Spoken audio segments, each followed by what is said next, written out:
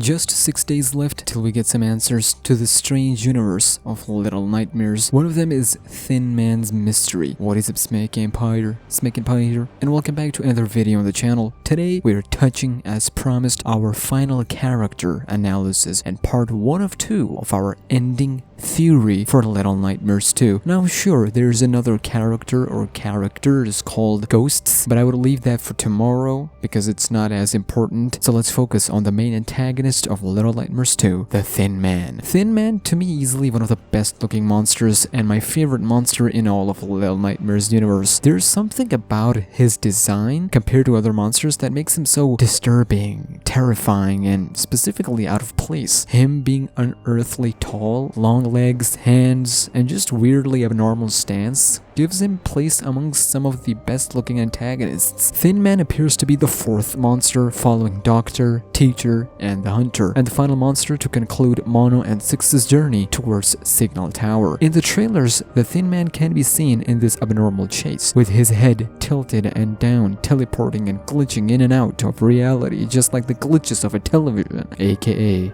the transmission. He's involved heavily in the transmission and Signal Tower's work, although Signal Tower, transmission, and the Thin Man are 3 different entities. A look at his description just confirms that. As the ever-present hum of the transmission chokes the airwaves, the Thin Man continues his endless journey through this desolate place, haunting the shadows and searching for something. The transmission is literally addressed as an entity, which we can see choking people and anyone who's consuming them, as the faces can be seen disfigured, molded. However, Thin Man is at the front of it all. He's on an endless journey, starting even before Very Little Nightmares events, as can be learned in that portrait. Then, later in the original Little Nightmares game, the Hanging Man, which is single-handedly the most important piece of all Little Nightmares universe puzzle. Developers planned his role all the way in the first game, him killing himself for a reason. Finally, his cameo in the DLC, on televisions, as well as the portrait, shows that he's been an important authority figure even before all of this in all of Little Nightmares universe. One thing many people doesn't point out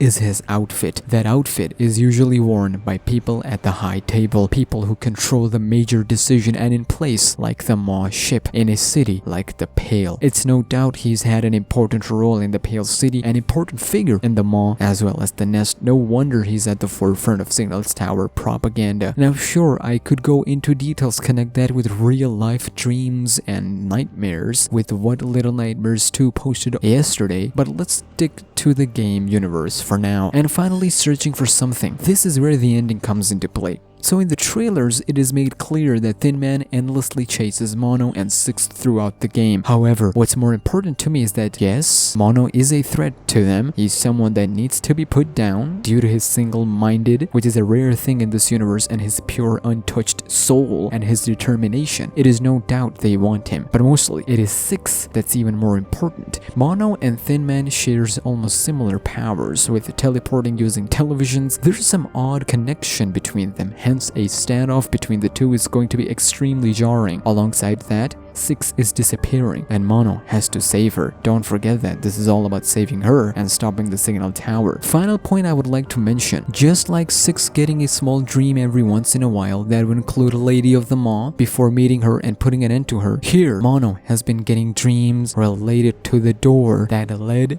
to Hanging Man's suicide room. Let that sink in. Six got powers at the end after she beat the lady. Hanging Man, Thin Man, is gonna come face to face with Mono after getting those dreams. So putting everything together, Thin Man will come face to face, as can be seen in the trailer. Mono with his jacket without the bag on his head as Thin Man grabs Mono. It is clear this is where it'll come to. Rain pouring down, Thin Man, Mono, face to face, this is it. However, you might ask, hold on a second, where is Six and how would the story end? Well, why don't you come back for part 2, as I will be discussing Six and the impact she will make in the end in the next one. I will also go into how Signal Tower does their stuff with souls, ghosts, real living people, and why Little Nightmares 2 ending will be far more dark, emotional, and tragic. I'll see you in the next video. Take care and peace.